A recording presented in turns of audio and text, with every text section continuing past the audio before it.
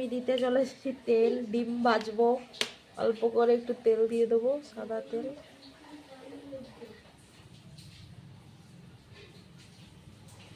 তারপর এটাকে কিছুক্ষণ রেখে দেবো, দিয়ে তারপর এটা গরম হবে, তারপরে আসবো।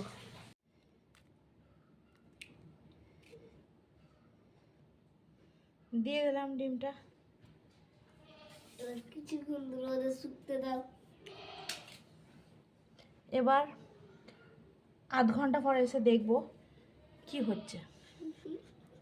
একদম অনেস্ট রিভিউ, ডিমটা এখনো পর্যন্ত ভালোভাবে ভাজা হয়নি। যতই তাপ হোক আর যাই হোক, আমাদের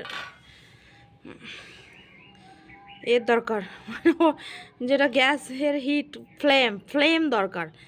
তাছাড়া তো অত সুন্দরভাবে হবে না। মোটামুটি যে একটা হয়েছে এটাই মনে হচ্ছে।